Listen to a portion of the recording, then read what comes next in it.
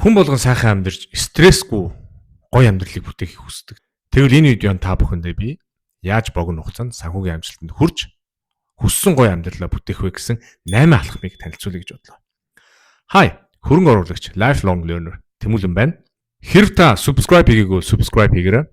Оронд та бүхэндээ би яг энэ видео шиг танд хэрэгтэй, таны амьдрал хэрэг болох контентуудыг бүтээх болно. Ингээд let's talk about money. За санхүүгийн амжилтанд хүрэх 8 алхмаа би та бүхэндээ өдөр тутамд хэрэглэх зорилгоор PDF файлаар description хэсэгт оруулсан байгаа. Та бүхэн ороод татаад аваарай. Санхүүгийн амжилтанд хүрэх 1-р алхам. System update.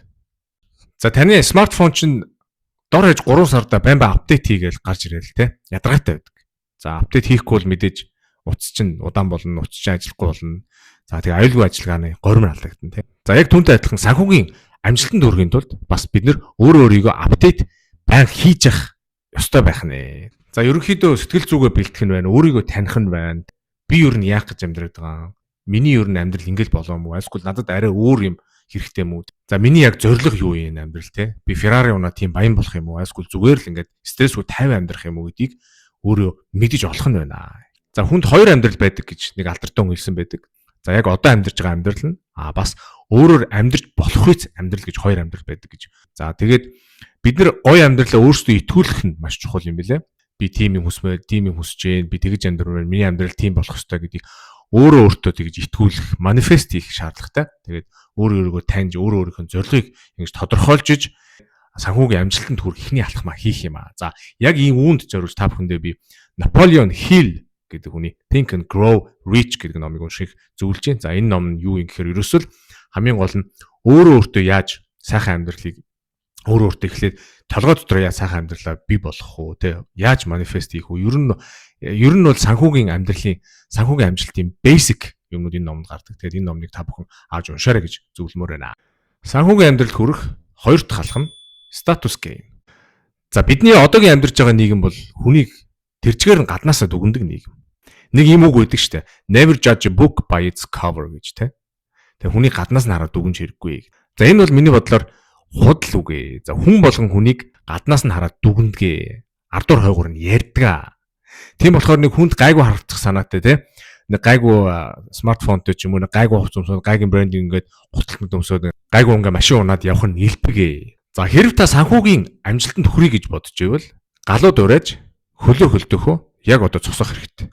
Гайгүй юм хэрэглэхгүй л болдгоо маа. Эсвэл хүмүүсийн хайрцаа өөр байдаг юм аа. I don't give a shit. Хэрв та үнэхээр л зөвүүн гарвал өмсөн зүйлс ямар ч хамаа байхгүй байдаг юм аа. Монголд хамаатай байж болно. Гэхдээ Монголд тийм нийгэм ирж яваа. Тийм болохоор I don't give a shit. Хүнд өмсөн зүйлснээр сэтгэл үлдээхгүй харин яаж бие авч явж байгаа, яаж хүнтэй харьцаж байгаа, юу хийж байгаагаараа сэтгэл үлдээдэг юм аа. Тийм болохоор яг одоо хэрэггүй юмд статус гейм тоглож мөнгө өрхөө яг одоо зогсоох хэрэгтэй. Хэрв санхүүгийн амжилтанд хүрэх гэж бодож байвал. За та бүхэндээ зориулж яг энэ тухай Morgan Housel гэдэг хүний бичсэн Psychology of Money гэдэг номыг унших хүсэж байна. Санхүүгийн амжилтанд хүрэх 3 дахь алхам Emergency Fund. За хүмүүс бидний амьдралд тооцоолоогүй гинти явдал зөндөө тохиолддог. Хэрв танд одоогийн байдлаар гинти явдал ямар нэг юм тохиолдоогүй бол хизээ нэгэн цагт ямар нэг юм тохиолдож л таараа. Ягаад тэгэхээр та адилхан дэлхий дээр амьдардаг учраас амьдралд төлөвлөөгүй гинти явдлууд зөндөө байдаг юм аа. За тийм учраас санхүүгийн амжилтанд хүрэхийн тулд яг одоо сарынхаа бүх зардлыг тооцоолж гаргаад за тэрнтэй дүүцгүүц тэр мөнгийг ямар нэгэн хадгаламж, банкны хадгаламж ч юм уу. За яг 300 дор хийсэн ч болно. Хадгалж сурах хэрэгтэй. За энэ ягаад хэрэгтэй юм бэ гэхээр бидний сэтгэл зүйтэй холбоотой. Ямар нэг юм боллоо, өвчин зовлон туслаа, ууг гашуу тохиоллоо, ажилгүй боллоо гэхэд ядаж дор хаяж 1 сарын emergency fundтай байхад бид нэр 50 онд чаддаг болтгоо. Стрессгүй болдог. Автоматар энэ сэтгэл зүйтэй холбоотой. Санхүүгийн амжилтанд хүрэхийн тулд 1 сарын за цаашдаа 3-аас 6 сарын emergency fund ямар нэгэн гинтийн зүйлд зориулсан тийм фондтой болох хэрэгтэй. За энэ бол зөвхөн ямар нэгэн гинтийн зүйл зориулсан фонд юм аа. Энэ бол зүгээр шинэ смартфон авъя, шинэ гарсан iPhone авъя, эсвэл машинаа томруулъя, эсвэл байр авъя гэсэн тийм фонд бишээ. Тийм учраас emergency fund гэдэг имийг үүсгэж сурах хэрэгтэй. Яг энэ сэдвүүдэд зориулж Ramit Sethi гэдэг хүний бичсэн I will teach you to be rich гэдэг номыг унших зөвлөж байна. Санхүүгийн амжилтанд хүрэх 4 дахь алхам бол үр зээл. За санхүүгийн амжилтанд хүрэхэд садаа болдог хамгийн том зүйл бол үр зээл.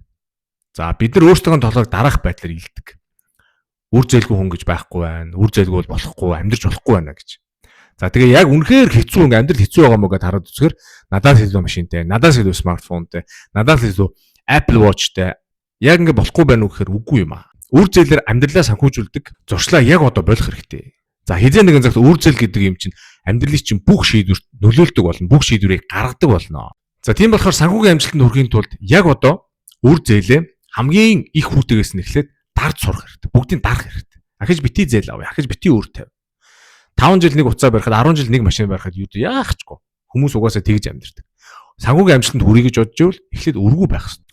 За тэгээд үр зээлээ дараад ер нь өргүү болоод ер нь статус гейм тоглохгүй болоод ирэхээр аяндаа мөнгөтэй болоод эхэлдэг. Тэгэхээр тэр мөнгө хадгалж зурх нь байна. Emergency fund-а үүсгэх нь байна. Мөнгө ажилуулах нь байна, За яг энэ тухай та бүхэндээ би Роберт Кийосаки гэдэг хүний Rich Dad Poor Dad гэдэг номыг уншиж зөвлөж байна. За энэ ном дээр яг юу гардаг гэхээр өөр гэж юу юм? Баян хүмүүс ер нь өрийг авахдаа яадаг, юунд хэрэглэдэг гэдгийг basic юмнуудыг ингээд зааж өгсөн байдаг. Тэгээд энэ номыг олж уншаарай. Санхүүгийн амжилтанд хүрэхэд 5 талхам хамгийн том худалдаа авалт. За манай Монгол залуучуудын хувьд ер нь байртай болно гэдэг бол хамгийн том мөрөөдөл нь зорилго нь болсон. За нэг талаас энийг буруутах аргагүй. Гал голомтой бадраа, тусдаа гарна, сэтгэл зүйтэй холбоотой. За нөгөө талаас та бүхэн намайг хараана уу, байна уу одоо өнгөрсөн. Миний хувьд энэ мөрөөдөл машинтай болно, байртай болно гэдэг мөрөөдөл маш өчүүхэн мөрөөдөл юм аа. Залуучууд ийм өчүүхэн мөрөөдөлтэй байж болохгүй. Тэгээ энэ мөрөөдөлтөд хүрэхийн тулд 30 жил үр зээл хийгээд 100 саяын байшин, 350 саяар ингээд чанаргүй юм байшин худалдаж аваад тэр насан туршдаа юм өртөө явж байгааг анзаарахгүй байна. За дээрэс нь машинтай болж байвал юу ч хамаагүй ямар ч аргаар зээлэр ч хамаагүй, лизинг хийгээд ч хамаагүй, үр тавьж хамаагүй хэрэгтэй хэрэггүй машинтай болж л байвал зорилго биелсэн гэж хардаг. Байрны лизингтэй, байрны өртөө, машины өртөө байвал санхүүгийн амжилтанд хүрэхэд маш бэрх замыг туулах болно. Тийм болохоор бид нэр байрны, машины лизинг хийхээс өмнө бид өөрсдөөс асуух хэрэгтэй. Насан туршдаа өртөө явах уу, чанаргүй байшинд ингээм амьдрал явах уу? Альсгүй тэр байшин авч хийх гэж байгаа, түгжиж байгаа мөнгөөрөө бизнес хийх үү, өөрийгөө хөгжүүлэх үү, өөр мөнгө ажиллуулж өөр юм хийх үү гэж асуух хэрэгтэй. Та бүхэндээ бас яг энэ сэдвүүт зориулж Ramit Sethi гэдэг хүний I Will Teach You to Be Rich гэдэг номыг уншиж зөвлөж байна. За энэ номон дээр бол яагаад байшин авч болохгүй вэ? Яагаад түрээсийн байшинд байх юм? Яагаад байшин ер нь авч болтгүй? Яагаад байшин гэдэг ер нь хувийн орон сууцыг хөрөн гэж үзэж болохгүй гэдэг талаар тийм basic юмнуудыг зааж өгсөн байдаг. Энэ номыг олж уншаарай. Санхүүгийн эрхчлэлд хүрэх 6 дахь алхам бол мөнгө хадгалж сурах. За баян бол ядуу хүмүүсийн нэг том ялгаа нь баян хүмүүс мөнгө хадгалж сурсан байдаг. За бид нар бүгдээрээ 1 сарын emergency fund 3-6 сарын ч юм уу emergency fund-а ингээд үүсгээд сурцсан бол одоо бүгдээрээ мөнгө хадгалж сурах хэрэгтэй байх нэ. За Psychology of Money гэдэг номыг бичсэн Morgan Housel гэдэг хүн Wealth is what you don't spend гэж хэлсэн байдаг. За энэ нь юу гэсэн үг юм бэ гэхээр чиний хадгалж байгаа мөнгө чинь хөрөнгө болно гэсэн үг. За энүүгээрээ бид нарт юу гэж хэлэх гээд байна гэхээр хэдий ч нэ хийх мөнгө хадгална. За төдий ч нэ хөрөнгөтэй болно гэсэн. За тэгээ ерөнхийдөө их хөрөнгөтэй хүмүүсийн хөрөнгө нь ерөнхийдөө даалд байдаг.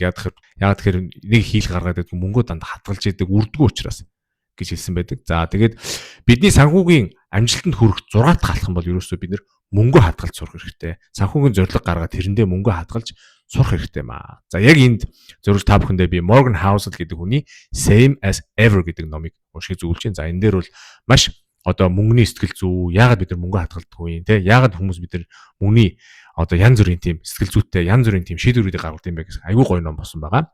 За ингээд энэ номыг олж авч уншаарай. Санхүүгийн амжилтанд хүрэх 7 дахь алхам хөрөнгө оруул. За хөрөнгө оруулалт гэж ярихаар ихэнх хүмүүс хүрддэг.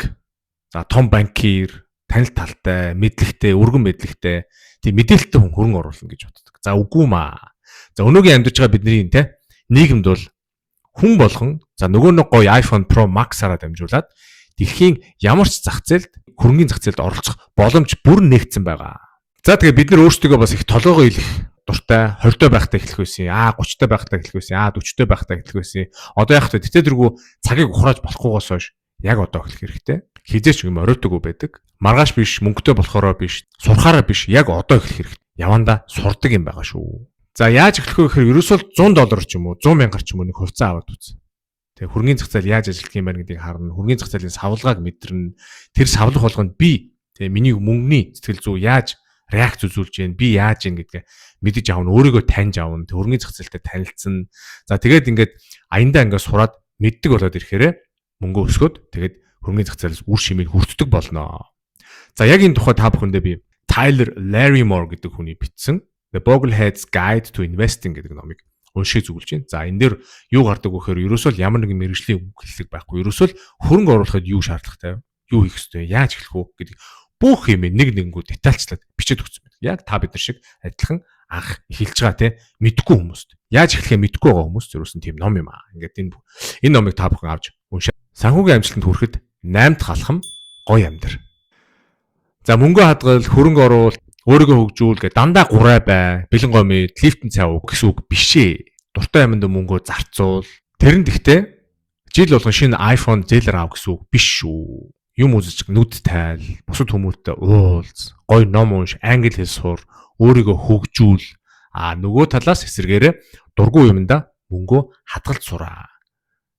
Ер нь тэгээд мөнгө хадгалж сурна, хөрөнгө оруулалт нь өөрийгөө өөрчлөн гэдэг нь ер нь сайн дадал, муу зуршилтай холбоотой. За тэгээд сайн дадалтай, муу зуршилгүй ингээд болоод ирэхээр угаасаа аяндаа их мөнгөтэй болоод ирдэг. Ягаад гэхээр мөнгө өрөх тийм муу зуршил байхгүй. Сайн дадал нь ерөөсөн мөнгөө хурааж өөрийгөө гоё байлгах, сэтгэл санааны амар амгалан олж идэх юм аа. За эцэст нь гэж хэлэхэд энэ 8 алхмыг өөрийнхөө лайфстайлыг болгочих юм бол таны мөнгөний хаалга автоматар нээгдээд ирнэ. Тэр Facebook дээр мөнгө гэж бичээд мөнгөтэй болчдөг юм биш шүү. Хамгийн гол нь өөр дээр ажиллах хэрэгтэй, өөрийгөө өөрчлөх хэрэгтэй. Би өөрөө үнэхээр тийм амьдралтай болъё гэсэн бодлоо эхлээд төрүүлэх хэрэгтэй, өөртөө итгүүлэх хэрэгтэй, манифест хийж эхлээд тэгээд дараа нь тэр чинь бүх юм биелээд ингээд амьлаад ирдэг байгаа шүү. Эцэст нь гэж хэлэхэд би ингээд баахан англи ном унш гэд хэлээд байгаа. Тэгээд зарим хүмүүс навагс загнаад идэг. Англи мэдгүй нь яах юм гэдэг. Тэгээд англи мэдгүй нь англи сур гэж хэлмээр байна. Яг тэгэхээр дэлхийн бүх мэдлэгийн 80% нь англи дээр байгаа учраас та англи сурахаас өөр боломж байхгүй. Тийм учраас англи хэл сурчих юм бол дэлхийн мэдлэгийн 80% танд нээлттэй болчихно. За миний бодлоор бол яг одоо үед англи хэл сураад үнэхээр урт цас болчих юм бол өчиргөө 4 жил ингээд нэг их сургууль сураад ингээд цаг үрдэх ямар ч шаардлага байхгүй. Яг тэгэхээр тийм их боломж, тийм их мэдээлэл интернет байна, онлайн орчинд байна. Бүх юмыг авчих тийм боломж биднэр байгаа учраас англи хэлийг сурах шаардлагатай. За ингээд энэ хүртэл надтай тэгсэж хамт байсан та бүхэндээ баярлалаа. Ингээд дараа уулзлаа. Түр